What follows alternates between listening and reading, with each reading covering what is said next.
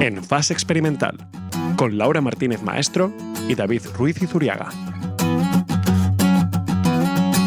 Bienvenidos a En Fase Experimental, el podcast científico mensual de la Sociedad de Científicos Españoles en Reino Unido. Ya sabéis que nos podéis encontrar en iBooks, iTunes, YouTube, Spotify y en la página web de la CERU, que os recordamos que es www.sruk.org.uk. Síguenos también en Twitter con el hashtag En Fase Experimental y también con ese hashtag en otras redes sociales como nuestra nueva cuenta de Instagram. Y tengo el placer de saludar por primera vez este curso a David. ¿Qué tal estás? Laura, pues estoy muy bien. Si normalmente te suelo decir que tengo ganas de que llegue el día para grabar el podcast, después de no solamente un mes, pero todo el verano, aún tenía más ganas y sobre todo con el tema que hoy nos espera. Sí, por fin este día ha llegado, que ya teníamos ganitas. Recuerdo en junio que teníamos muchas ganas de coger vacaciones, pero llega septiembre y volvemos a tener ganas de grabar. Está bien la cosa, ¿verdad? La verdad que sí, la verdad que siempre tienes ganas de cambio, ya sea para lo bueno o incluso a veces para lo malo, pero si no. O para lo mejor. Eso es, este curso promete mucho y el tema además es muy interesante, así que cuando quieras lo introduces, Laura, porque la verdad que espero que les guste a nuestros oyentes. Sí, hemos decidido empezar fuerte la temporada y siempre os decimos que traemos un tema que nos apetece mucho hablar de ello. Y supongo que no será una sorpresa para nadie que lo volvamos a decir en este arranque de temporada, pero es que traemos un tema del que nunca habíamos hablado en este podcast, que es la etnolingüística. ¿Nos puedes decir un poco de qué se trata, David, este tema? La etnolingüística además es un tema que conocimos de refilón ambos y que tampoco es que lo haya conseguido encontrar en muchos temas de conversación. La etnolingüística es una rama que estudia en general cómo el lenguaje afecta a la visión que tenemos de la sociedad en la que vivimos, cómo el lenguaje que aprendemos influye en cierta manera la manera en la que pensamos. La verdad es que es un tema que por ser o haber sido inmigrantes en un país con la lengua diferente a la nuestra, pues nos interesaba un montón. Y sí que, tú no sé, David, pero yo que sí que tengo amigas que son madres en Reino Unido, sí que he hablado con ellas sobre cómo les afecta a sus hijos ser bilingües. Sí, la verdad que como veremos más tarde, el tema del bilingüismo en esta rama es objeto de estudio y aún se están descubriendo muchísimos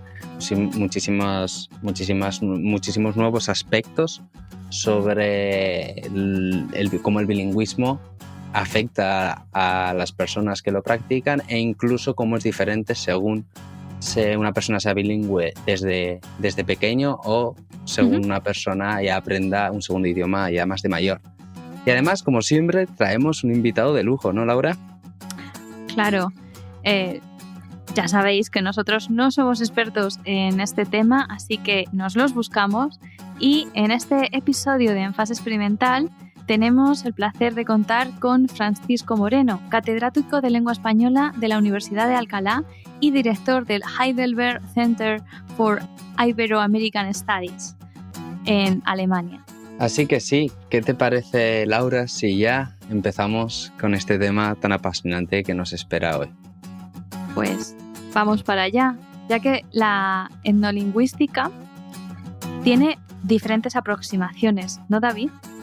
Sí, recordemos lo que acabo de decir hace unos minutos, que es como que la etnolingüística es una rama que estudia la relación entre el lenguaje y la cultura de la sociedad donde se aprende y donde se practica ese lenguaje.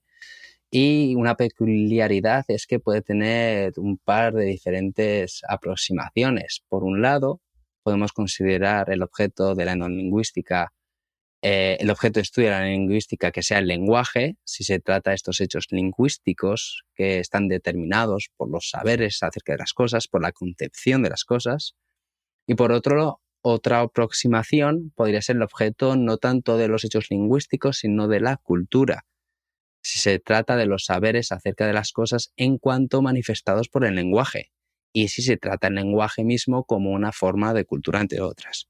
Así que estamos seguramente, estas dos definiciones o estas dos aproximaciones son muy parecidas, pero sí que es cierto que difieren según entendamos el lenguaje en general como forma de cultura o simplemente estudiemos los hechos lingüísticos como estudiemos a los hechos lingüísticos como determinados por los saberes acerca de las cosas. Así que en este segundo caso, por resumir y tener como los conceptos claros, se tratan los hechos lingüísticos como una manifestación cultural que define los saberes acerca de las cosas, mientras que en el que has definido primero, los hechos lingüísticos están determinados por los saberes acerca de las cosas, ¿no? Así es, y como has comentado al principio, como hemos comentado cuando hemos introducido la etnolingüística, todos estos detalles y aproximaciones se pueden resumir en que la etnolingüística pretende resaltar todas las relaciones que se dan entre el lenguaje y la comunidad de hablantes que lo usa, y de manera secundaria entre el lenguaje y la cultura de dicha comunidad. Y en general se acerca ligeramente a la segunda aproximación que has comentado, David. Pone en primer plano al hablante, al sujeto humano y la comunidad, y solo de manera secundaria relaciona a estos con la cultura. Trata, por tanto, de las manifestaciones de la cultura en el lenguaje. Así es, y es en esta definición teórica de la rama de la etnolingüística donde podemos ver que hay tres elementos fundamentales, tres bastiones dentro de esta rama científica, que son la lengua, la cultura y la sociedad. Bastiones perfectamente entremezclados y sin predominio claro de ninguno de ellos en la practicidad. Así que podríamos decir que una lengua se desarrollaría de forma diferente si cambiásemos el momento histórico donde se desarrolla, ¿no? Que no existiría el latín, a lo mejor, bueno, como no existió en la cultura maya. Claro, así es. Depende de la sociedad en la que se desarrolla dicha cultura y el lenguaje que predomina en la cultura determinada de la que estamos hablando. Y luego, además, ya también empezamos a hablar de la población que lo practica. Como hemos visto que el lenguaje siempre es un bastión cultural de las determinadas culturas, ya sean más mayoritarias o minoritarias, en la sociedad en la que vivimos. Y de ahí la importancia de la cultura en el lenguaje que practica una sociedad. Y luego hablaremos un poquito más con ejemplos de cómo este lenguaje, que eso, como digo, representa la cultura, influye en la manera de concebir las cosas, que es la primera aproximación que hemos comentado anteriormente. Entonces, el análisis y estudio de estos elementos, lengua, cultura y sociedad, corresponde simplemente a un proceso social de comprensión-comunicación de la realidad. Comunicación que, recordaremos, se realiza a partir de una lengua determinada. Así es. Como decimos, el análisis de la lengua y, obviamente, mediante el análisis de la lengua, entender la cultura y la sociedad donde se practica, es simplemente un intento del ser humano de entender la realidad y de comunicarse en la realidad en la que de comunicarse y comprender la realidad en la que se vive. Y es que la lengua finalmente constituye eso mismo, la realidad natural, conductual, emotiva y valórica de una comunidad de personas que se reconocen como pertenecientes y partícipes de esta comunidad. Es la lengua, como dices, la que define la realidad y por ello la que define la comunidad de personas que pertenecen y participan en ella.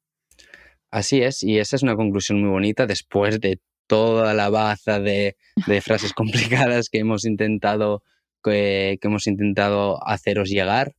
Es la conclusión, la última frase que nos ha comentado Laura, la que nos podemos quedar como mensaje para llevarnos a casa, como dicen aquí en Inglaterra mucho, el take home message, de eso, de que la lengua al final simplemente es el mecanismo que tenemos para definir la realidad en la que vivimos y para definir eso, la cultura y la sociedad de la comunidad de personas que se identifican con esta lengua. Así que, ¿qué te parece, Laura, si nos dejamos de definiciones teóricas, nos dejamos de de incluso tanta filosofía y si nos ponemos a ver ejemplos en los que podamos plasmar todas estas conclusiones. Pues claro, que al fin y al cabo nosotros somos científicos experimentales y lo que nos gustan son los ejemplos. Eso es, aquí la practicidad ante todo a veces. Entonces, yo te traigo uno. ¿Qué son los idiomas? Bueno, sobre los idiomas. Lenguajes como el español, el francés, el alemán, obligan a un pensamiento que diferencia géneros en las palabras, mientras que el inglés es neutro y no obliga a especificar tanto respecto a ellas. De esta manera, un hispanohablante o un francés siempre tenderán a pensar en una u otra palabra como un determinado género, aunque estén hablando en ese momento otro idioma. Esto me hace pensar, por ejemplo, una bicicleta. En español, una bicicleta es femenino. Sí. Siempre pensamos en la bicicleta. Claro. En francés es masculino. Y claro. Ya está, ¿no? Y mientras que en inglés es neutro, no tiene género. Claro. Y al final asociar siempre un género a un objeto, quieras que no, a años después nos podrá influenciar en que siempre tengamos una concepción determinada respecto a ese objeto diferente a una persona que simplemente habla un idioma que habla un idioma diferente al tuyo, aunque ya te digo que son idiomas que en realidad están muy relacionados. Pero eso también puede influenciar a lo mejor en la concepción que se tiene sobre el género de una persona determinada, porque en ciertos idiomas estamos como muy constreñidos a que todo tenga un género. Claro. Y en otros idiomas, por ejemplo, en inglés, cuando se habla de un bebé, se dice the baby, Claro. sin especificar si es género femenino o masculino. Así es. Y podría ser una manera de, hasta que esa persona no sea consciente de cuál es su género, pues que no se le tenga que imponer uno desde fuera. Sí. Sí, sin duda. La verdad que seguramente hay estudios sobre esto que no conozcamos o se está estudiando, pero sí que es cierto que la presión social que recibe un bebé en idiomas en los que ya se le asigna con el mismo nombre un género, esa presión social es mucho mayor que en idiomas como en el inglés en los que el término es neutro, claro, sin ninguna duda. Otra curiosidad respecto a la etnolingüística, otro ejemplo que traigo yo ahora es la descripción de eventos, ¿no? Uh-huh. Al final, en muchos idiomas, en los verbos en los verbos viene la información de cuándo sucede el evento, en qué momento, por ejemplo. Supongamos, por ejemplo, que se rompe un jarrón por accidente. Pensando en inglés se diría él rompió el jarrón. Y en español se puede decir el jarrón se rompió. Si se trata de un accidente, no se dice que alguien lo causó. En consecuencia, los hablantes de estos idiomas tienden a recordar aspectos diferentes de una misma situación. Lo que comentaba al principio. En muchos idiomas, además, ya no es solo que se rompió el jarrón, sino en el mismo verbo viene implícito la temporalidad en la que se rompió el jarrón, si se rompió ayer o se rompió hace un mes. Estabas diciendo lo siguiente, pero yo iba a hacer un inciso sobre que en realidad en inglés también se puede decir se rompió un jarrón, pero la voz pasiva no es tan común. Claro. Se puede decir, pero no se suele decir. O sea, que es incluso un paso más allá, porque es algo cultural, que es una voz menos usada que en español, por ejemplo. Entonces ya tienes, en esa descripción de evento, ya tienes implícito quién es el causante del evento. Mientras que en español hay eventos pues que se les da más énfasis al qué que al quién. Sí, como dices, ya no solo es el idioma y la gramática y el vocabulario del propio idioma, sino la cultura, como dices tú, en los que igual hay culturas en las que se tiende más a señalar quién hizo cada acción o culturas en las que son más polites y simplemente se describe la acción sin acusar a nadie, ¿no? Uh-huh. Los hablantes de inglés, como comentaba, van a recordar quién lo hizo, porque el inglés te exige decir, como ha dicho Laura, la forma pasiva no es tan común. Sin embargo, los hablantes de español no van a recordar quién lo hizo o si se trató de un accidente, no van a acusar a nadie. Es más probable que recuerden simplemente la intención. También si nos fijamos en el tiempo y siguiendo con los idiomas, si le pedimos a un angloparlante, y seguro que también a un hispanoparlante, que ordene una serie de imágenes en orden cronológico, es muy probable que las acomode de izquierda a derecha. Sin embargo, se le pide lo mismo a un hablante de hebreo o árabe, seguramente las pondría de derecha a izquierda. Y si se lo pedimos a un hablante de mandarín o de japonés, lo harían en forma vertical. Primero arriba y segundo abajo. Claro. Entonces vemos que la forma de la escritura también condiciona mucho cómo te organizas las ideas en la cabeza. Sí, podemos ver cómo eso se influye tanto el espacio temporal como la concepción espacial de tus ideas. Podemos comentar lo de los tiempos verbales, que dependiendo, hay unos idiomas muchos más precisos que otros. Yo me atrevería incluso a decir que hay unas regiones donde se es mucho más preciso que en otras, porque con los tiempos verbales ya te va a decir si una acción pasó esta mañana, ayer o hace 3 años. Claro. Sí, la descripción de eventos que comentábamos antes, ya no solamente la intencionalidad de la acción o el causante de la acción, sino la forma o por lo menos el tiempo en el que sucedió esa acción, ¿no? Por ejemplo, en castellano sí que podemos ver cuando utilizamos una forma verbal en pasado o en presente cambia la palabra en sí, pero sí que hay otros idiomas en los que cambia la palabra si pasó hace una semana o hace un mes, como tú bien dices. Sí, yo estaba pensando más en la frase el jarrón se rompió. Sí. Que dependiendo de quién la diga, incluso dentro de la comunidad hispanoparlante, el jarrón se pudo romper hace un año o esta mañana. Claro. Sí. Claro. No te da esa información. Sin embargo, es que ahora no sé decir cuál, pero sí que hay un idioma que con la palabra diferencias, con una palabra diferente se puede ver la diferencia entre si pasó ayer o pasó una semana más, hace una semana. Entonces es muy curioso esa complejidad. Yo lo decía por alguna conversación que sí que he tenido con algún amigo, pues o gallego o mexicano, por ejemplo, de ya desayuné o ya he desayunado. Claro. Las diferencias que para a lo mejor alguien de Castilla ya he desayunado, bueno, decir ya desayuné significa que desayunaste hace 3 días. Claro. Y sin embargo, el he desayunado parece algo más reciente, ¿no? Claro, y he desayunado significa hasta mañana.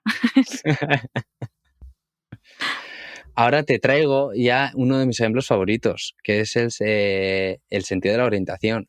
Vemos como en culturas ya drásticamente diferentes, por ejemplo, en algunas comunidades de Australia, no usan los términos izquierda o derecha tan comunes en la cultura europea, ¿no? Nosotros utilizamos para las indicaciones muchísimo el tema de izquierda o derecha, sino que en estas comunidades de Australia utilizan los puntos cardinales. Usan frases como, tal vez una exageración, pero mira, hay una hormiga en tu pierna sudoeste. O mueve el vaso un poco más al noroeste. Hasta para decir hola dicen ¿a qué lugar te diriges? Es evidente que estos hablantes tienen que saber en todo momento su ubicación espacial, al menos parece que lo necesitan. Y gracias a eso siempre están muy bien orientados e incluso logran orientarse en la oscuridad. Al principio, cuando has empezado a contar esta historia, he pensado que sería muy buena idea que me mudara a Australia, porque yo la izquierda y la derecha no las llego a entender muy bien, como sabe cualquiera que me conozca, pero tampoco sería capaz de decir dónde está mi tierra sudoeste. Eso te voy a decir, mejoraremos el tema utilizando los puntos cardinales, que parece algo más complejo. No. Y bueno, ahora llega la pregunta del millón, porque estamos hablando de lo que ocurre con las personas con idiomas diferentes, pero ¿qué ocurre con los bilingües? Sí, ¿en qué idioma piensan? Sí, ha estado perfecto que lo hayas introducido al principio, porque la verdad que es una pregunta que nada más sale el tema y dices, vale, ¿y con los bilingües qué sucede? Como hemos estado explicando durante todo el programa, la lengua y el vocabulario que una persona aprende al nacer puede influir en su pensamiento, en su comportamiento, en la manera de ver el universo, de concebir diferentes aspectos de la sociedad. Estas personas interpretamos también la información de diferentes maneras según el lenguaje que aprendemos, pero ¿qué sucede si aprendemos dos? Las personas bilingües son la prueba viviente de que el lenguaje moldea nuestra forma de pensar. Y esto es porque los bilingües se comportan de manera diferente en función del idioma que estén usando. Es decir, cada idioma afecta a su percepción y experiencia. Por ejemplo, hay algunos estudios que defienden que, obviamente hablando en términos generales y asumiendo grandes simplificaciones, los bilingües actúan de forma más racional en su segunda lengua, mientras que la lengua materna tiene una mayor carga emocional. Esto lo podemos ver todos cuando hemos estado en un país que no es el nuestro, que a lo mejor toda nuestra vida transcurre en nuestro segundo idioma, pero nos enfadamos y necesitamos insultar a alguien. ¿Y en qué idioma insultamos? Nos faltan palabras en el segundo idioma para expresar nuestras emociones y eso es lo más común del mundo. Y eso que las palabrotas son lo primero que nos han enseñado, ¿no? Eso está claro. Pero no es lo mismo insultar en tu segunda lengua que en la materna. La Claro. moral también se desinhibe en la segunda lengua, lo cual puede repercutir en las decisiones que se toman. Y otro parámetro a tener en cuenta es, vale, tenemos a una persona que es bilingüe, pero claro, ¿esta persona ha aprendido dos idiomas a la vez cuando era un bebé o aprendió primero uno y luego de mayor se ha interesado por un segundo idioma? Aprender un idioma cuando uno es pequeño puede parecer un aprendizaje más pasivo, un aprendizaje más pasivo por el tema de que el bebé no tiene tanta conciencia o el niño pequeño no tiene tanta conciencia de que está aprendiendo ambos idiomas a la vez. Un conocimiento es al final un conocimiento más innato e intuitivo cuando se aprenden ambos idiomas cuando se es muy joven, ¿no? Sin embargo, aprender un idioma en la etapa adulta, donde se requiere una mayor motivación, un mayor esfuerzo, un mayor estudio y también una mayor investigación para adquirir dicho conocimiento, al final es un aprendizaje mucho más activo, es un conocimiento que proviene más de una comprensión más consciente que en el primer caso. Desde luego, ya veis que hay muchísimos aspectos a tener en cuenta. Sí, la verdad que es una rama tan interesante y tan compleja que somos unos afortunados de tener a un invitado de lujo al que vamos a hacerle muchísimas preguntas, nos va a aclarar muchísimos temas y la verdad, Laura, que empiece ya la entrevista, por favor. Venga, vamos allá.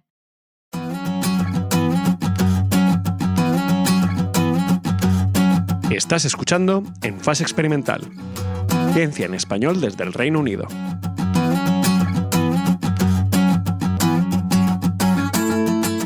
Bienvenidos a la entrevista. Hoy entrevistamos a Francisco Moreno. Francisco es doctor en Lingüística Hispánica por la Universidad Complutense de Madrid, catedrático de Lengua Española de la Universidad de Alcalá y director del Heidelberg Center for Ibero-American Studies. Además, también cuenta con una gran experiencia como académico del Instituto Cervantes, que esta es una experiencia que nos interesa muchísimo, en diferentes centros además, desde Sao Paulo a Harvard, pasando por Chicago. En 1998, además, coordina el primer anuario del Instituto Cervantes, el español en el mundo. Por mencionar un poco sus colaboraciones, también ha participado como columnista en diferentes diarios estadounidenses. Obviamente todos ellos en español, como La Opinión de Los Ángeles, Diario La Prensa Nueva York o La Raza en Chicago. Fue fundador y primer director de la revista Lengua y Migración y pertenece además al consejo de redacción de varias revistas dedicadas al estudio y la enseñanza de la lengua española, como por ejemplo la Revista Internacional de Lingüística Iberoamericana o el Boletín de Filología de la Universidad de Chile. Bienvenido, Francisco. Muchísimas gracias por estar con nosotros en Fase Experimental. Muchísimas gracias por la invitación. Siempre es un gusto que alguien se interese por los temas de la lengua y de la cultura. Además, desde un área tan completamente tan diferente, por decirlo de alguna manera, que Laura es física y yo soy químico. Laura, ¿qué tal estás? Hola David, hola Francisco. Encantada de estar con vosotros y con muchas ganas de hacer preguntas y aprender un poquito más de lingüística. Y bueno, siempre empezamos nuestras entrevistas con una pregunta un poquito controvertida. ¿Cómo es más correcto llamar a nuestro idioma? ¿Español o castellano? Bueno, es que no es una cuestión de corrección. El criterio de corrección siempre introduce ahí un elemento de disputa que a veces es peligroso. Es como yo me puedo llamar Francisco, me llamo Paco, o me llamo Fran, o me llamo de mil maneras. Depende del contexto, depende del entorno, se utiliza un nombre u otro. Digamos que internacionalmente funciona más español, pero en toda América del Sur se utiliza castellano de una forma normal. En las áreas bilingües de España se utiliza castellano de una forma normal. Es decir, son alternativas que son igualmente correctas si es que queremos utilizar ese criterio como referencia de la corrección. No debería haber disputa en ello. Ujú. Claro, a veces en estos debates, en estos debates que no tienen sentido, perdemos a veces un poco la funcionalidad de lo que es el lenguaje, que es simplemente hacerte entender y tener una conversación con una persona, ¿no? Bueno, viéndote... Sí, hay un elemento comunicativo y de interacción social, pero bueno, el lenguaje es mucho más, ¿no? Porque claro, ahí se articula el pensamiento en gran parte, ahí se articula la difusión de conocimiento, en fin, es algo realmente grande, ¿no? Y es normal que surjan disputas por ello, porque al ser un factor humano, todo lo que rodea a lo humano pues siempre es interpretable desde distintas perspectivas, ¿no? Y ahí es donde está muchas veces el conflicto. Claro, bueno, hablando del lenguaje, ¿conoces alguno más del castellano? Bueno, apenas conozco el castellano o español, pero digamos, tengo necesidad de hablar en inglés. Estoy ahora en la Universidad de Heidelberg también de profesor, donde enseño en inglés, y las negociaciones y la relación de la vida universitaria es fundamentalmente en inglés. Claro. Y también tuve que aprender portugués cuando estuve de director del Instituto Cervantes de São Paulo. Digamos, en esas tres lenguas, español, portugués e inglés, me puedo manejar con cierta soltura sin hacer mucho el ridículo en contextos así muy, muy diversos, ¿no? Pero bueno, me interesan mucho las lenguas, soy capaz de leer en más lenguas, evidentemente, pero de manejarme así de manera fluida o con cierta espontaneidad en estas tres que acabo de mencionar. Uh-huh. ¿Y consideras que se te da bien aprender idiomas? ¿O por lo menos lo disfrutas ya en la vida adulta? Bueno, mucha gente piensa que por el hecho de ser lingüista, eso quiere decir que se hablan más lenguas, y no tiene nada que ver una cosa con otra. Es como pensar que todos los que son profesores de literatura tienen que ser buenos poetas. Evidentemente, claro, hay excepciones, como Antonio Machado, que era profesor de literatura y era muy buen poeta, pero en general son habilidades, son procesos totalmente diferentes, y el ser lingüista no quiere decir que tengas más facilidad para aprender lenguas. Lo que sí tienes es más curiosidad y claro, seguramente más interés por aprender cómo funcionan las lenguas, qué mecanismos internos desarrollan las lenguas. Eso sí, otra cosa es hablarlo y hablarlas bien. Si claro, a mí me dieran la posibilidad de tener un superpoder, mi superpoder sería poder hablar cualquier lengua del mundo. Pero me parece que eso está al alcance de muy pocos, por no decir de nadie. Es muy buen superpoder para incluir, a que siempre solemos decir ser invisible, volar, pero la verdad es que poder comunicarte con cualquier persona es también muy, muy interesante. Además de lo que aprendes cuando conoces otros idiomas, también conoces parte de su cultura. El idioma dice mucho de la cultura de donde proviene este lenguaje, ¿no? Sí, claro, la conexión entre lengua y cultura es estrechísima. De hecho, cada lengua está cargada de elementos culturales. Es el vehículo para transmitir culturas desde el pasado y culturas hacia el futuro, o sea, culturas en un sentido muy claro, amplio. Hay una doble dicotomía que forma un entramado muy potente, ¿no? Por un lado es lengua y pensamiento, y por otro lado realidad y cultura. Y entre esos cuatro conceptos hay una relación muy estrecha. No hay lengua sin pensamiento ni pensamiento sin lengua. Bueno, o hay por lo menos mucho que discutir a propósito de ello. La cultura condiciona la realidad, pero la realidad física, por ejemplo, el entorno físico condiciona también la cultura. Esa cultura a su vez condiciona la lengua. Es decir, hay un círculo donde esos cuatro factores se entremezclan y son fundamentales. Claro, y por encima está el ser humano, ya que no podemos entender ninguno de estos conceptos sin verla. Sin entenderlos por que tienen que pasar por el pensamiento del ser humano, ¿no? claro. Sí, efectivamente. Sí, la relación entre lenguaje y pensamiento es una vieja disputa ya desde los filósofos antiguos, ¿no? Y últimamente es un asunto bastante revivido a propósito del desarrollo de las neurociencias, Sí. por ejemplo, sobre cómo son los mecanismos neurológicos que funcionan en el cerebro, si esos mecanismos son innatos o no son innatos. Hay unas disputas enormes y todavía no se ha llegado a una conclusión clara. Hace pocos años organicé en la Universidad de Harvard un encuentro con Rafael Yuste, que es uno de los neurólogos más importantes, uno de los directores o el director del proyecto BRAIN en Estados Unidos, que recibió una millonada para poder salir adelante. Y él nos explicó lo que se sabía en ese momento de cómo funcionaba el cerebro. Y después, hablando con él, le decía, bueno, ¿y los lingüistas qué decís de cómo funciona el lenguaje?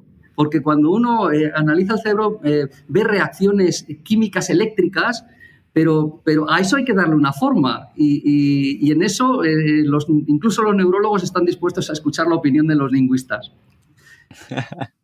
Sí, esta era justo la pregunta que teníamos, que parecía ser una pregunta muy abstracta de qué diferencias hay entre aprender un idioma cuando uno es joven o un bebé y aprenderlo ya en la etapa adulta. Sí. Sí, es una pregunta muy interesante. En primer lugar, hay que tener en cuenta la distinción entre aprender y adquirir. Aprender, normalmente cuando decimos aprender, aunque a veces se utiliza con varios sentidos, pero nos referimos a un proceso ordenado o regulado de adquisición de conocimientos o de aprendizaje de cosas. Mientras que cuando se habla de adquirir, esa adquisición no tiene por qué ser a través de un procedimiento ordenado y regulado, a través de la escuela o a través del aula, por ejemplo, sino que la simple convivencia te puede permitir adquirir una lengua, tanto en la infancia, cuando adquieres la primera lengua, como a lo largo de la vida cuando adquieres, digo la primera lengua o la segunda, porque se puede ser bilingüe desde pequeñito o trilingüe desde pequeñito, como las sucesivas lenguas a lo largo de la vida. Hay unas teorías de un psicolingüista de los años 60 llamado Lenenberg que propuso la teoría de que existe un periodo crítico para el aprendizaje de las lenguas, a partir del cual ya no es posible dominar o utilizar una lengua en las mismas condiciones que un hablante nativo cuando es niño. Y es verdad, pero no es tan fácil demostrarlo, no es tan fácil decir la edad, el periodo crítico acaba aquí o comienza acá. Y además, el hecho de que las lenguas no se adquieran de la misma manera cuando tienes 4 años que cuando tienes 40, no quiere decir que no se puedan adquirir. Se pueden adquirir. Lo que ocurre es que las estrategias, los procesos cognitivos que ponemos en marcha para nuestra adquisición son muy diferentes, son complementarios. Esto es un mensaje para los que somos adultos. Yo ahora estoy aprendiendo alemán también, ¿no? Y quiero tener la esperanza, evidentemente nunca lo voy a hablar como un nativo, pero tampoco me preocupa demasiado, porque el hablar con acento forma parte de la personalidad. Es como tu estilo de vestir o tu estilo de peinarte, ¿verdad? Pues tu estilo de hablar, siempre y cuando no se impida la comunicación, siempre y cuando sea empático y cumpla su función comunicativa, pues es perfectamente aceptable, con acento o sin acento. Y esto es algo que nos preocupa a muchos que hemos o vivimos fuera. Cuando vamos a dar clases, sobre todo, es que voy a hablar con acento español y como que te da un poco de vergüenza tu propio acento y bueno, si no dificulta la comprensión, pues muchas veces incluso te gusta oír a otra gente hablando con otros acentos, lo ves divertido o... Y no solo eso, sino que eso es un signo de los tiempos. La globalización, que ahora ya ha entrado en una fase de desglobalización por la política y por la economía, la globalización ha llevado al uso internacional de varias lenguas o de muchas lenguas, y ese uso internacional hace que la hablen, cada una de ellas, personas que no son nativas. De tal manera que se producen situaciones muy curiosas. Puede haber nativos británicos que van a Asia a trabajar y resulta que los hijos de esos nativos británicos aprenden un inglés, digamos, asiático, al estilo de Hong Kong o al estilo de Taiwán o al estilo de cualquiera de las ciudades o de los países donde se va a trabajar. Y los hijos pueden hablar un inglés diferente del de los padres porque intentan integrarse. Y cada vez son más frecuentes los contextos en los que nos encontramos hablantes de una misma lengua, que la compartimos como lengua franca, pero cada uno con nuestro acento. Yo mismo aquí doy clases en inglés en Alemania, y de los que estamos en clase ahora mismo somos como una docena de personas, ninguno tenemos el inglés como lengua nativa. Pero eso quiere decir que se ha convertido en una lengua realmente internacional, y hay que aceptar que es una nueva forma de hablar inglés, y eso no estaría mal para el español. O sea, que el español claro. También sirviera de instrumento, con un acento o con otro. Cuanto más pegado esté el español a una cultura concreta, vamos a poner a la cultura madrileña, menos universal será.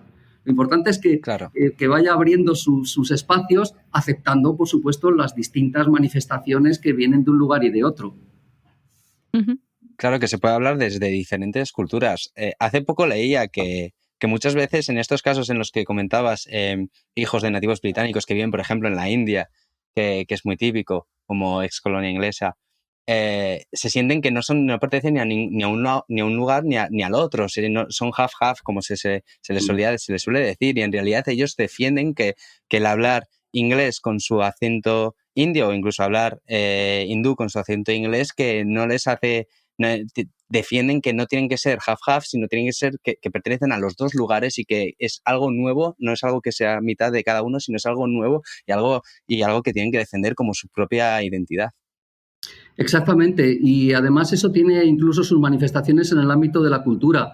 Uno de los ámbitos en los que la literatura en francés o la literatura en inglés se están desarrollando es precisamente con esos hablantes de supuestamente culturas periféricas o culturas half-half, que están aportando al inglés un nuevo caudal expresivo. O sea, esa literatura de origen latino, de origen hispano en Estados Unidos, que se dice, no, es que eso está escrito en Spanglish. Bueno, y se dice así como con desprecio. Bueno, ese Spanglish está aportando un caudal de expresividad, de elementos léxicos nuevos, no solo al español, sino al inglés mismo. Claro. Que se está convirtiendo en una nueva fuerza, en una nueva forma de expresión cultural. Y lo mismo para el francés, y también ha ocurrido con el español, que el español también es una lengua internacional. El español tuvo una literatura filipina, con mucha influencia asiática, por ejemplo, con esas mezclas, ¿no?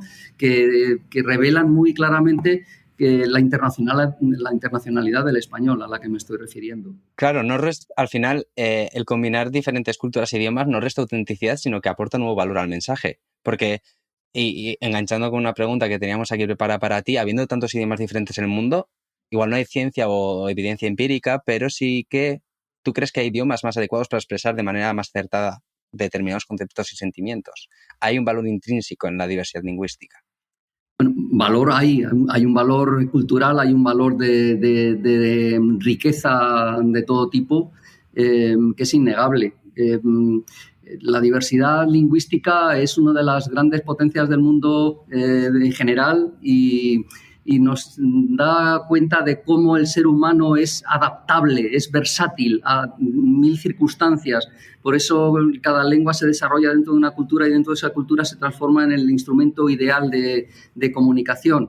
Evidentemente, una lengua desarrollada y utilizada principalmente en una isla de la Micronesia, en el Pacífico, no sirve para los mismos fines expresivos que el inglés en la City de Londres, evidentemente, porque el germen y el desarrollo de cada una de esas lenguas ha tenido su condicionamiento cultural. Pero en conjunto, como humanidad, el disponer de esa diversidad nos está ofreciendo un montón de posibilidades, de recursos, que al conocerlas nos pueden llevar en el futuro a una más clara conciencia de las posibilidades que ofrece el propio ser humano. Es como ese tipo de descubrimientos, vosotros que sois científicos lo sabéis mejor, descubrimientos a propósito de elementos de la naturaleza o de pájaros o de crecimiento de las plantas, que resulta que son mecanismos que luego se replican de manera artificial, pero el modelo estaba en la naturaleza. Pues el modelo muchas veces está en determinada lengua que es capaz de expresar tal contenido a través de un mecanismo del que no se tenía idea en otras lenguas, ¿no? Pues eso es una riqueza que se puede aprovechar luego con muchos fines, incluidos los fines informáticos. Pues hablando ya, como hemos hablado de la ciencia, tenemos una pregunta de nosotros que somos científicos y estamos acostumbrados a pasarnos la mayor parte del día en un laboratorio. ¿Cómo es la investigación en lingüística? Pues muy variada, porque como decía al comienzo, al estar centrada en una actividad humana y al ser el ser humano una entidad poliédrica, pues puede ser abordada desde muy distintas perspectivas. Hay lingüistas que son más filólogos, es decir, que trabajan con lengua escrita y que nos desentrañan qué es lo que ha ocurrido con la lengua a lo largo del tiempo. Por lo tanto, es un trabajo no solo de bibliotecas, sino de comparación de textos, de comparación de recuperación de manuscritos. Toda esa línea es una línea que en el caso del español ha sido, digamos, siempre muy, muy rica y que sigue funcionando. Pero hay otros lingüistas que trabajan con las empresas tecnológicas de reconocimiento de voz o de síntesis de voz para las máquinas que están utilizando.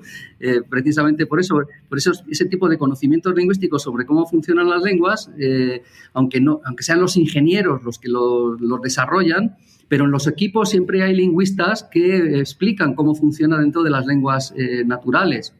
Hay lingüistas que hacen lingüística teórica, son casi como filósofos del lenguaje, o sin el cómo, son filósofos del lenguaje, pero también son lingüistas, ¿no?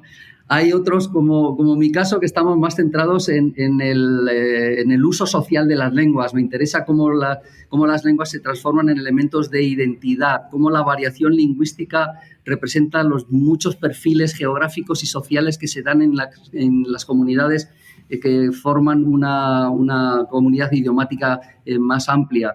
Es decir, el ser lingüista no te predetermina a trabajar de una manera determinada. Mucha gente piensa que nos dedicamos a levantar el dedo todos los días para decir esto es correcto, esto es incorrecto, esto está en la RAE, esto no está en la RAE, y desde luego la mayor parte de los lingüistas no nos dedicamos a eso. Esa labor de normalización y de regulación de la lengua es una labor que llevan a cabo algunas personas también. En el caso del español, normalmente las academias de la lengua, pero en el caso de otras lenguas son o institutos de lenguas, claro, o universidades o editoriales. Siempre hay un grupo de lingüistas que se dedican a estas cuestiones de norma. Pero la mayoría de los lingüistas no, nos dedicamos a otras cosas. Joder, pues conectando un poco lo que has mencionado de filosofía de la lengua y entrando en el tema de la etnolingüística, que es un tema que me ha costado mucho de prepararme, de estudiar, porque es un tema que que es muy abierto y aún está muy en auge. Como hemos explicado anteriormente, en el programa es un área de la lingüística que intenta conectar el lenguaje que aprendemos, el lenguaje que utilizamos, el lenguaje que conocemos con nuestra visión de la sociedad y nuestro pensamiento, que es un tema que tú ya nos has introducido al principio de la entrevista. ¿Tú al final crees que el lenguaje que una persona maneja, ya no solamente si es alemán, español o inglés, sino el vocabulario que utiliza en el día a día, influye en el pensamiento de esta persona, en cómo esta persona ve el universo que le rodea? Totalmente. Por supuesto que influye enormemente. Yo durante muchos años he salido al campo, a hacer trabajo de campo, a hacer entrevistas con hablantes de español de muy distintos lugares, y enseguida se aprecia cómo su propio entorno los provee de una riqueza léxica que en otros lugares no se da. No es que tengan un coeficiente de inteligencia distinto en un lugar que en otro, es que simplemente el entorno los está condicionando. La cultura, ¿no? Hay elementos que son comunes, evidentemente. Desde el punto de vista cultural, la fraseología es bastante expresiva.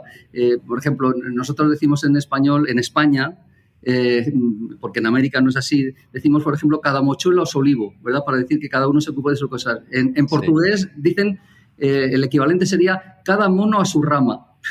Es lo mismo, claro, pero traspasado a otra cultura, ¿no? A otro entorno cultural.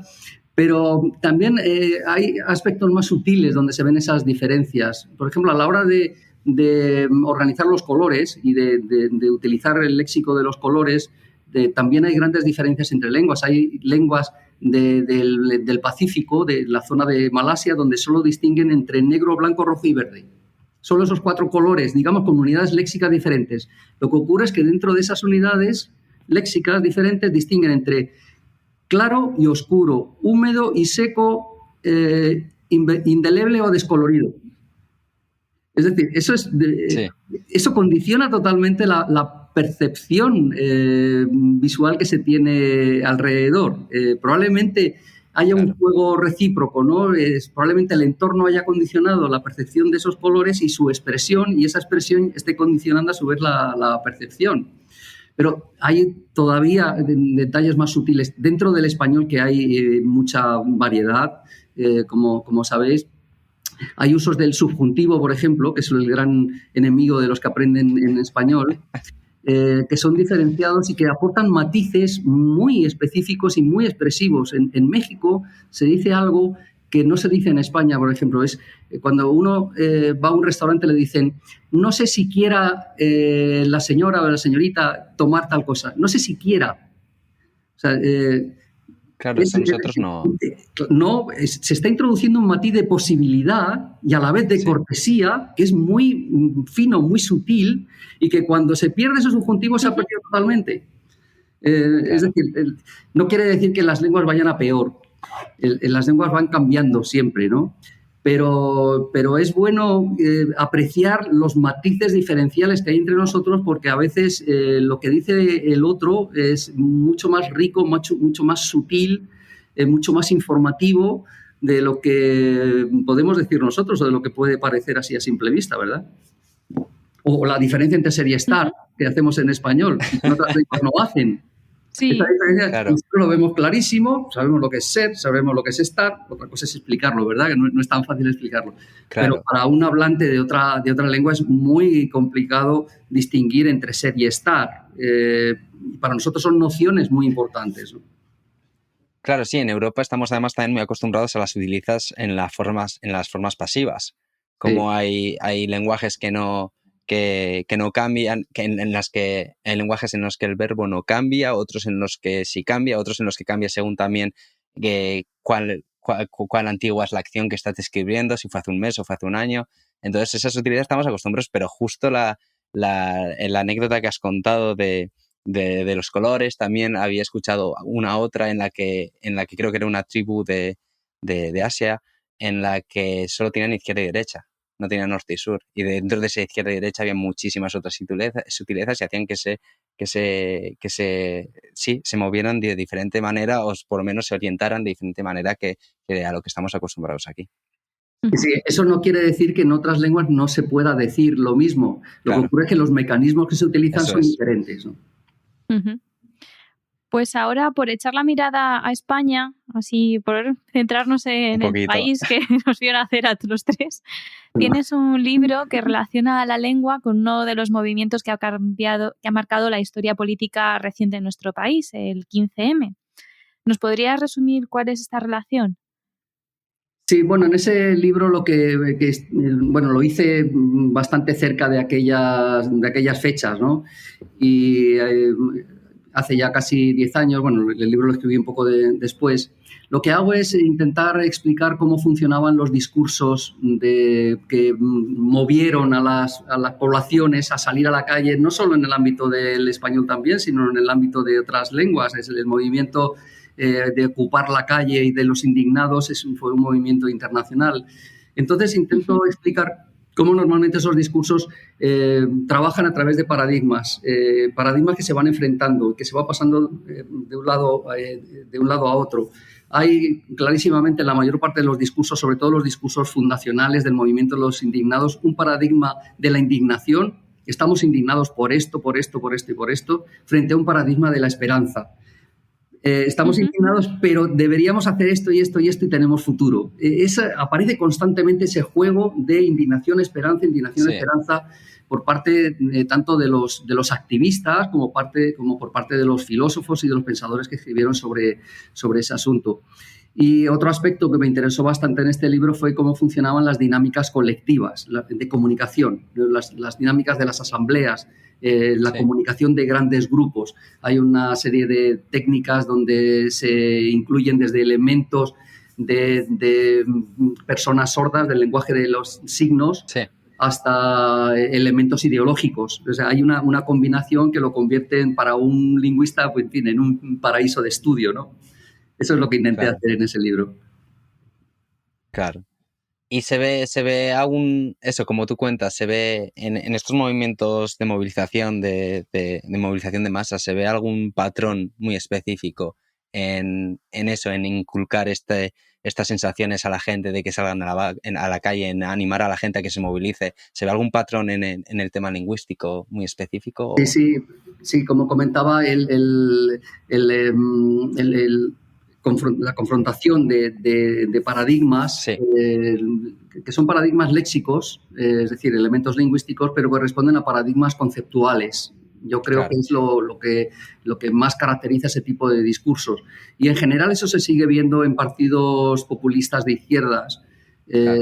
donde siempre hay elementos de indignación, de que no hay derecho, con el fin de movilizar y de sensibilizar a la gente. Sí. Y siempre esos elementos van seguidos de una propuesta esperanzadora, de una salida, claro, con la que se juega, ¿no? Para movilizar también no solo las creencias de la gente, sino también sus afectos, también sus emociones, Claro. Que son elementos fundamentales en las actitudes que se tienen, ¿no? Las actitudes tienen 3 componentes principales. Uno son las creencias, otros son los afectos, las emociones, y los otros son las acciones, lo que la gente hace, ¿no? Pero Juan, sin emociones, un poco sin creencias no hay acciones. Es que justo se me ha ocurrido ahora una pregunta. ¿Cuán fuerza tienes tú desde el punto lingüística? ¿Cuán fuerza ves tú en la frase "Yes, we can", que tanto empoderó el movimiento o la llegada presidencial de Obama? O sea, una frase tan sencilla, pero que significa tanto. Sí, bueno, esa frase además tiene su estudio histórico. Ya fue utilizada por políticos anteriores, es decir, que de alguna manera fue reciclada y renovada. Vale. Pero efectivamente incluye el verbo poder, que se ha utilizado en otras formaciones, con Podemos, evidentemente, claro, dentro de España, que tiene una gran fuerza y que nos habla precisamente de esa posibilidad, de esa línea esperanzadora que intenta dar respuesta a una indignación. Es una prolongación. Y luego es un mensaje muy corto, muy contundente, comienza con una afirmación positiva, tiene una carga retórica muy, muy potente, por eso ha funcionado y luego se ha utilizado, se ha vuelto a reciclar y se ha vuelto a reutilizar con otros fines. Pues conectando un poco este tema de lingüística y sociedad, me gustaría orientarlo un poquito más a la política y meter el tema de la coyuntura lingüística que tenemos en España, donde está el castellano y también otras lenguas minoritarias muy importantes. Me gustaría introducir además con una de las frases más sonadas del diputado Gabriel Rufián, que obviamente es famoso por sus intervenciones, y en un momento, dirigiéndose a la bancada conservadora, comentó que como personas monolingües se atrevían a imponer a personas bilingües que sean trilingües. Entonces, ¿nos podrías hacer un pequeño resumen de cómo se ha manejado la diversidad, esta diversa realidad lingüística en España a lo largo de la historia? Y hasta dónde hemos llegado. Sí. Bueno, esta frase es una butad porque quien asegura que todos los castellanos son monolingües. Claro. Son monolingües sociales, pero seguramente hay mucha gente que ha vivido en contextos bilingües y que son sensibles a ese tipo de desarrollo humano, ¿no? Bueno, desde luego la historia lingüística de España es una historia muy compleja, pero parte de un hecho evidente, que es la diversidad. O sea, España es diversa desde su propio origen.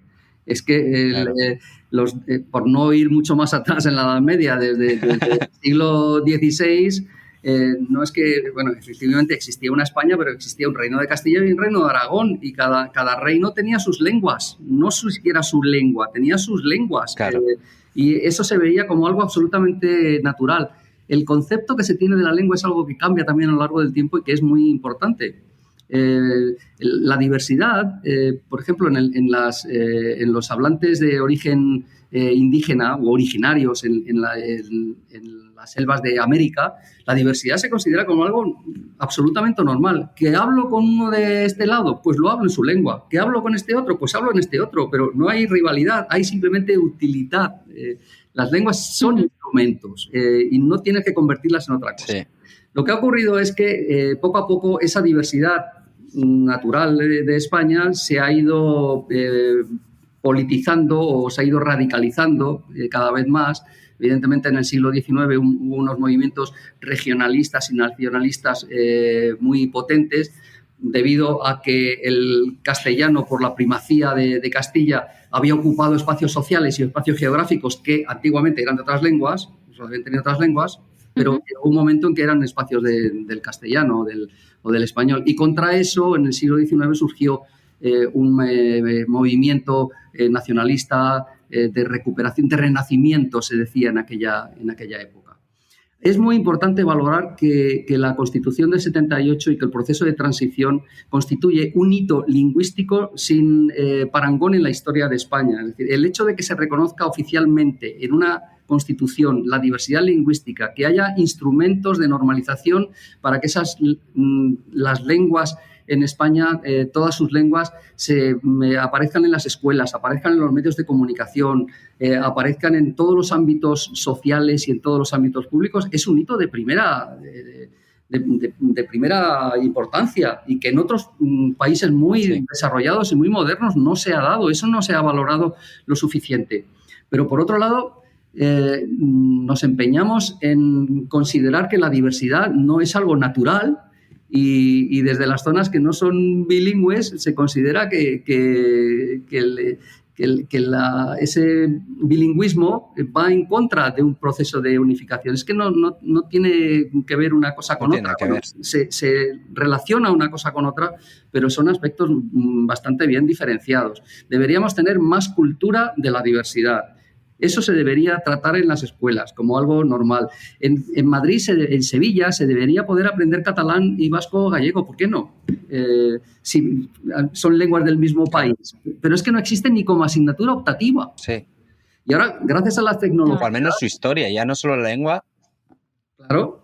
Sí, la historia, pero también... Sí, ya no solo la lengua, sino al menos su historia, claro. Si uno es de familia de origen catalán o de origen gallego y quiere que sus hijos aprendan catalán o gallego en Sevilla, porque quién sabe si en algún momento vuelven allí, porque no va a poder hacerlo dentro del propio país, de su propio país. De hecho, es casi más fácil que aprendan gallego en Londres que en Madrid. Portugal. Ya lo creo. Porque en Londres hay una casa gallega y hacen actividades y aquí yo en Madrid no lo conozco. Bueno, sí, en Madrid también hay una casa de Galicia y hay actividades, pero no es lo normal. Y además se considera como, en fin, una actividad un poco exótica. Es que no es exótico, eso forma parte de nuestra esencia como España y deberíamos aceptarlo con toda normalidad. Y decía que ahora, gracias a las tecnologías, alguien desde cualquier punto de España puede oír programas en versión original en cualquiera de las lenguas, de las de España y de las de fuera de España. Eso debería ser lo normal, que cada uno elija. O sea, si la libertad consiste en poder elegir, pues dame los instrumentos para elegir y yo lo elijo, pero siempre en un ambiente de normalidad y de respeto y de aceptación de la diversidad. Uh-huh. Claro, sí, al final es poner en valor lo último que has comentado, que engloba idiomas y engloba muchísimos otros motivos. Es poner en valor lo importante que es la diversidad en el país y lo que te digo, eso, englobando idiomas, pero también englobando origen y englobando otros temas muy importantes. Y de hecho también es muy interesante lo que has comentado sobre la Constitución, ya que se me viene a la mente el ejemplo de Reino Unido, que pues no fue hasta no hace tantos años cuando ha empezado a recuperar las lenguas de sus territorios, el gaélico, el galés, que se estaban perdiendo porque todo se hacía en inglés. Y bueno, a día de hoy pues puedes presentar los impuestos, la declaración de impuestos en tu idioma si tú hablas galés, pero es algo que desde luego no empezó en los 70 como en España. Sí, este movimiento de aceptación y de reconocimiento de la diversidad está cada vez siendo más general. Es algo contradictorio. Por un lado, tendemos a aprender la gran lengua supuestamente global que es el inglés, y por otro lado tendemos a recuperar nuestras lenguas de nuestros pequeños territorios. Pero se está dando universalmente. En Francia ocurre lo mismo. Francia es el gran país de referencia para el centralismo. Sí. O sea, en el siglo XVIII hubo un ministro de la Revolución y que era además un alto cargo eclesiástico que decía muerte a los dialectos, y los decía así, muerte a los dialectos. Hizo unas campañas de mandar maestros desde el norte de Francia al resto de Francia para cargarse a los dialectos. Eso que ha, digamos, caracterizado a Francia durante casi siglos, está ahora desapareciendo, porque ya no es defendible ese ataque a la diversidad sin necesidad. Y hay otro elemento importante que ahora está comenzando a funcionar de una manera muy, muy fluida y con mucha potencia, que es la tecnología. Las tecnologías nos ponen al alcance muchas lenguas que, tanto por escrito como de forma hablada, que hace unos años parecían inaccesibles para nosotros. Hoy el ir a China y a intercambiar el teléfono móvil con un taxista para un mensaje en inglés, en chino o en español o en cualquier lengua, eso es muy normal. Hoy utilizamos los traductores. Los traductores ya no son tan malos como hace 10 años. Los traductores son bastante buenos y los utilizan hasta los traductores profesionales, que primero, cuando les dan un texto, primero lo pasan por el traductor automático y luego ya hacen el trabajo humano. Es decir, la tecnología está haciendo también que nuestra forma de ver la diversidad sea distinta, sea más natural, porque lo tenemos todo un poquito más al alcance de la mano. Claro. Pues por movernos un poco al tema de la lingüística y la relación que tiene con la política en general, en el programa anterior hablábamos además con su compañero, el profesor Alberto Lázaro, sobre censura y sátira, y hablábamos de un grandísimo libro que incluyó el término de la neolengua. Estamos hablando de 1984 de Orwell, y habla de neolengua como eso, un lenguaje muy controlado para simplemente permitir determinados sentimientos, determinadas sensaciones en las personas que lo utilizaran. ¿Cómo se nos engaña manipulando la lengua? Esa es la pregunta. Sí. Se nos engaña de muchas maneras. Primero, se nos engaña. Se nos intenta engañar. Y además, cuanta menos formación lingüística, cuando menos educación tenga, más fácil resulta engañar. Pero hay mecanismos que funcionan. O sea, hay muchos. Hay una novela de Umberto Eco, la última que escribió, que se llama Número Cero, que trata sobre el periodo de la caída de Mussolini, pero también sobre la creación de un periódico, que es un catálogo de técnicas de manipulación de la lengua y del pensamiento y de la información. Pero hay mecanismos, como digo, que funcionan siempre. Uno de ellos es el de los marcos mentales, se denomina así en el ámbito de la psicología, y que podría representarse para la política en el título de un libro de George Lakoff que se llamaba No pienses en un elefante. Está hecho desde Estados Unidos. Cuando piensa en elefante se refiere al elefante de los conservadores, ¿verdad? En Estados Unidos, del Partido Republicano. Cuando te dicen no pienses en un elefante, tú automáticamente piensas en el elefante. Y piensas en los republicanos y piensas en los valores que se asocian a los republicanos, que es orden, jerarquía, patriarcado, tranquilidad, moderación. Todo eso va en el mismo paquete. Esa técnica de utilizar una frase que mueve las emociones es mucho más potente que la técnica de decir nosotros somos buenos porque hemos hecho esto, o vamos a hacer esto económicamente, vamos a bajar los impuestos, o lo vamos a subir, o vamos a...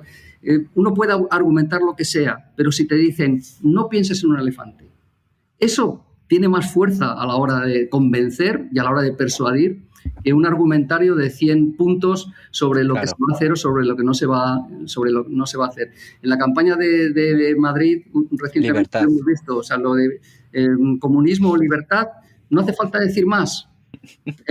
Al revés, haría falta decir mucho para interpretar una expresión así. Pero juega con ese marco, juega con el no pienses en un elefante, mueve emociones y ya se puede contraponer el catálogo de acciones que se quiera que tienen menor efecto persuasivo, por decirlo así, ¿no? Claro. Esa es una de las formas de manipular la información, ¿no? Aparte de otras mucho más sutiles. Claro, así que me imagino que tienes la misma respuesta que nos dio Alberto cuando le preguntamos, ¿hay neolengua actualmente?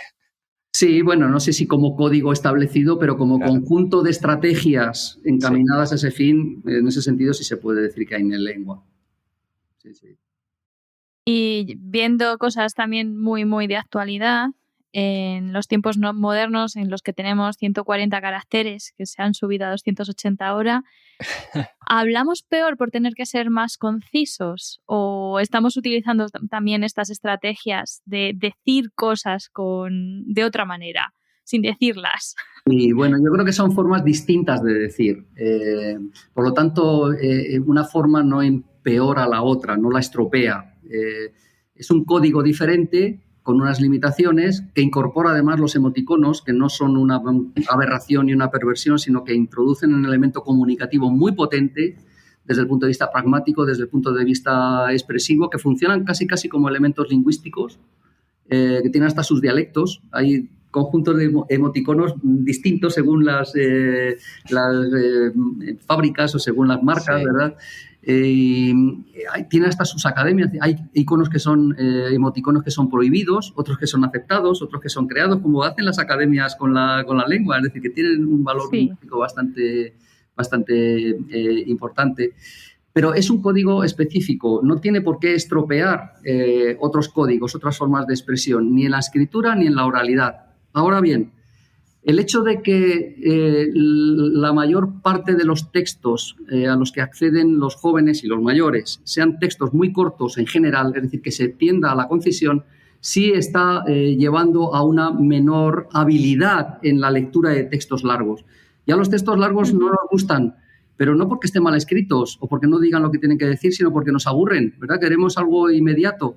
Pero además de aburrirnos es que perdemos la capacidad de seguir un hilo argumental. Eso se consigue, ese hilo argumental hasta ahora se conseguía con la práctica de la lectura de textos largos. Si eso lo eliminamos, estamos debilitando una habilidad de procesamiento cognitivo, de razonamiento, que es una potencia más para nuestro lenguaje y para nuestro pensamiento. Por lo tanto, habría que buscar la manera de que no se pierda el hábito y la formación en la lectura de textos de cierta complejidad, de cierta enjundia, de cierta argumentación, porque eso creo que iría en contra de la formación de los ciudadanos y de las ciudadanas. Claro, esta evolución en mensajes más cortos que nos den ideas fáciles, rápidas y sencillas de digerir hace que caigamos más en el clickbait, que caigamos más en las fake news, que caigamos más en el sensacionalismo. Efectivamente, se trata de una cuestión de formación, de educación, de formación también lingüística. O sea, la formación lingüística no es solo decir este es el sujeto, este es el predicado. La formación lingüística es más compleja. La formación lingüística incluye el discurso, incluye elementos de cohesión y de coherencia, incluye las implicaturas, lo que se dice y lo que no se dice. El entrenamiento en ese tipo de factores, en ese tipo de elementos, es importante para no ser manipulable en el futuro. Si centramos toda nuestra formación lingüística en enseñar pura sintaxis al estilo tradicional, no estamos contribuyendo a una buena formación lingüística de la gente. Pues por continuar un poco con esta última idea que nos comentas, ¿cómo crees que se enseña? ¿Cómo crees que funciona la educación lingüística en los colegios públicos en España? ¿Crees que se debería mejorar? ¿Se debería cambiar? Sí, creo que hay margen de mejora, por decirlo así. Claro. Evidentemente no se trata de poner en cuestión ni la profesionalidad ni el conocimiento de los maestros y de las maestras porque están bien formados. Lo que ocurre es que hay tradiciones pedagógicas, tradiciones educativas que llevan a enseñar de una manera determinada, que llevan a dar relevancia a ciertos aspectos, ciertos conceptos frente a otros, y eso es lo que necesita mayor dinamismo, necesita mayor adaptación. Hay tradiciones pedagógicas diferentes en cada país.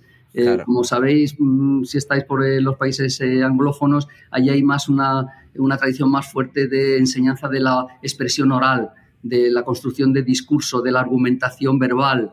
Ese tipo de habilidades que luego socialmente tienen una gran importancia, en España no se desarrollan ni se practican tanto. No porque no se sepa hacer, sino porque tradicionalmente no se ha dejado un espacio a ese tipo de elementos y hay que valorarlos para poder incorporarlos también a la formación de los jóvenes y de los niños.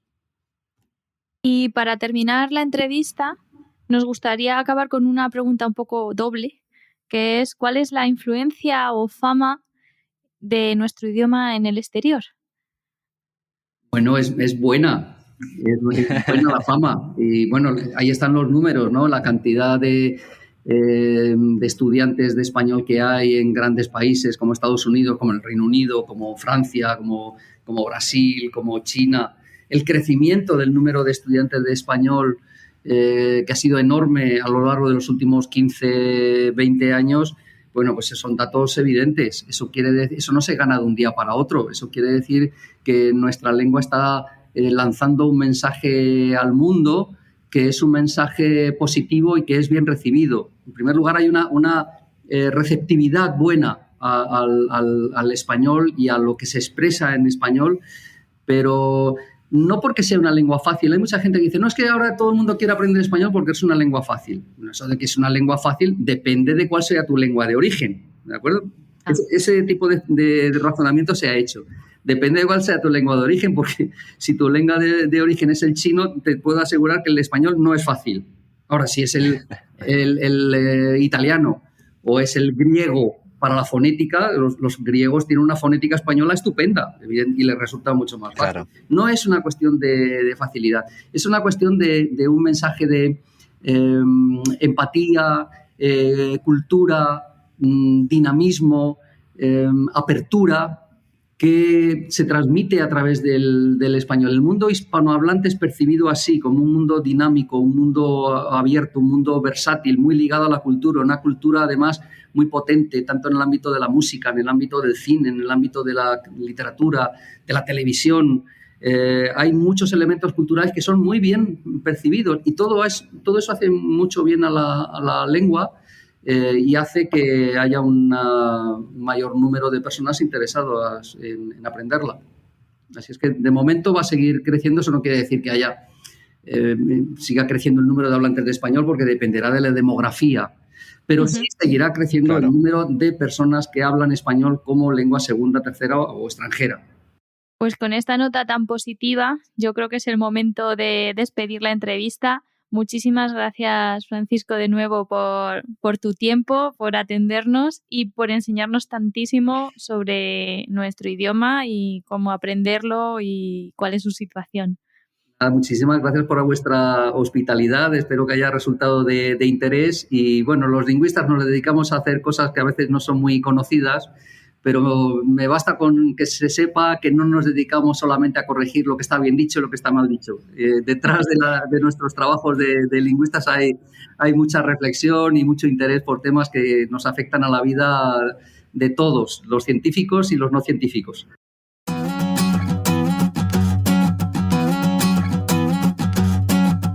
En Fase Experimental, en tu plataforma de podcast favorita y en la web de la Sociedad de Científicos Españoles en el Reino Unido. Volvemos de la entrevista y, como siempre, Laura, y obviamente no puede ser excepción este inicio de curso, ¿qué te ha parecido? Yo la verdad que la disfruto un montón, ya te lo digo de primeras, porque bueno, también es algo que te esperas, pero dime, ¿qué te ha parecido? ¿Qué se te viene a la cabeza después de una charla tan interesante con Francisco? Pues se me viene a la cabeza la palabra magnífico. La verdad es que me pasé la temporada pasada, bueno, el curso pasado, diciendo que cada programa que había sido la entrevista que más había disfrutado y es lo que decimos siempre, ¿no? Que traemos temas de los que tenemos curiosidad y queremos aprender más y creo que en esta entrevista hemos aprendido un montón de lo que es el lenguaje, de cómo se interconecta con la sociedad, con la cultura y cómo es una parte de nosotros muy importante, ¿no? Que no podemos separar de lo que somos nosotros, que es también cómo nos relacionamos nuestro yo interno con las ideas a través del lenguaje. Son de este tipo de entrevistas que toca temas que no son completamente desconocidos, porque obviamente todos sabemos lo que es el lenguaje, todos sabemos lo que es una comunidad, una cultura, una sociedad, pero hablar con expertos tan preparados respecto a estos temas, que han tratado tanto estas temáticas, es como que ponen palabras a tus ideas, ¿no? Todos sabemos todos sabemos, como he dicho, lo que es el lenguaje, pero Francisco nos ha ayudado a reflexionar sobre un tema tan común, pero que nunca nos hemos parado a pensar de cómo el lenguaje, cómo la cultura que tenemos influye tanto en la manera de pensar. Obviamente, no todas las personas que tienen la misma cultura piensan de la misma manera. Obviamente, la diversidad ahí sigue estando. Así que no se puede generalizar con estos temas, pero sí que es cierto que hay una influencia ahí que debemos completamente desmitificar y que no podemos ignorar. También a mí me gustaría destacar un punto, y que a lo mejor pienso así por el tiempo que paso en Twitter, que es el purismo del lenguaje, que muchas veces lo tenemos y perdemos a lo mejor la perspectiva de que para lo que sirve un lenguaje es para comunicarse. Eso es. Es más importante que el mensaje de lo que tú quieres decir llegue a que sea gramaticalmente correcto. Y que sí, la corrección gramatical también es importante, pero en muchas ocasiones pues no es lo más importante. Y a veces pues perdemos un poco el norte con esto.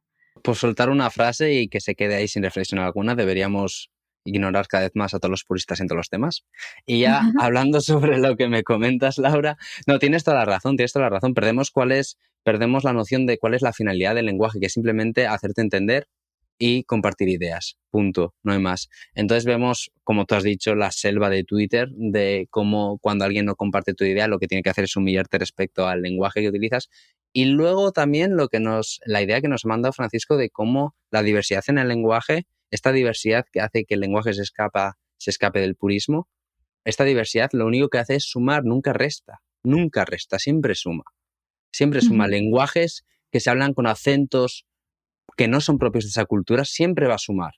Porque esos acentos van a aportar un significado al lenguaje, van a aportar unos valores al lenguaje que el lenguaje en sí, con el acento con el que se suele hablar, ese lenguaje no tiene. Entonces, lo único que hace esa diversidad es sumar.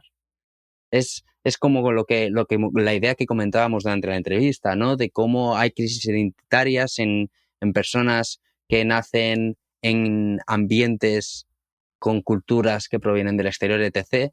Entonces, como esa crisis identitaria lo que hace es pensar lo que te hace pensar es que tú eres half-half, ¿no? Mitad de una cosa y mitad de otra cosa, y el approach que tenemos que tener, la aproximación que tenemos que tener es que somos doble, tenemos eso y lo otro, ni mitad, no, absolutamente no, o sea, somos doble.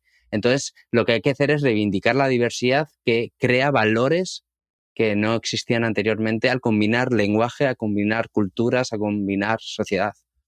Es muy curioso en los emigrantes que conocemos, porque somos partes de ellos en ocasiones, que cuando vivimos en un país diferente al nuestro empezamos a incorporar expresiones que a veces nos parece que expresan mejor lo que queremos decir. Justo al principio del programa, David, comentabas como dicen los ingleses. Sí. Y un dicho que ahora mismo no me acuerdo cuál era, pero me ha llamado la atención que para expresar algo que querías decir te tenías que ir a un dicho de tu país de acogida. Claro. Y es que ganas pues la riqueza esta de tener dos culturas que forman parte de tu identidad. Eso es. Y dos maneras de decir las cosas. Muchas veces también me ha pasado a mí lo contrario. Intentar traducir una palabra del inglés al castellano y no encontrar un significado perfecto, completamente equitativo de lo que sé que esa palabra en inglés significa. Que muchas veces hay matices, ¿no? Eso es. Que hay matices que en un idioma están y en otro no. Eso es. Entonces, claro, simplemente hacer un llamamiento a apoyar toda esta diversidad lingüística. La verdad que es una buena manera de terminar el programa. Por supuesto, no nos olvidemos lo que nos ha dicho Francisco también, de que la gente de la RAE, las personas que están en la RAE, no son simplemente personas que te dicen si albóndiga está bien dicho o no, ¿eh? Hay muchas más personas ahí que la verdad que nos enseñan lo bonito y la riqueza que tiene el lenguaje que en este caso la sociedad hispanohablante comparte. Y también quitarnos un poco esa vergüenza o complejo que solemos tener los españoles al hablar otro idioma, ¿no? Que nos da mucha vergüenza porque no vamos a hablarlo de forma completamente correcta. Claro. Y al menos en mi experiencia nunca a ningún nativo le ha importado que yo no hablara el idioma perfecto. Es más, se suelen sentir pues como cuando viene algún extranjero a España e intenta hablar nuestro idioma, aunque no lo hable correctamente. Nos gusta que lo intente, ¿no? Sí. La Se valora el intención. esfuerzo. Sí, se valora el esfuerzo y la intención de ponértelo fácil. Claro. Así que me parece también que es una buena manera de un take home message, que era lo que justo la expresión que decías, ¿no? La cosita que llevarnos a casa para este programa. De este programa tan interesante, sin ninguna duda, lo que acabas de decir, Laura. Esa diversidad tiene que seguir en alza, sin duda, y nunca ser algo que divida o que debilita, sino que simplemente refuerce y aumente la riqueza del lenguaje y de la cultura que vivimos. Pues, ¿qué te parece, David, si con esto despedimos este primer episodio del curso, dando las gracias a la directiva de CERU por hacer posible que sigamos aquí, un cursito más? También a Carlos, nuestro técnico, que hace magia para que se nos escuche tan bien. El verdadero mago del programa, sin ninguna duda. Y a vosotros, queridos oyentes, muchas gracias por estar al otro lado y que la ciencia os acompañe. En fase experimental, cada mes en tu plataforma de podcast favorita.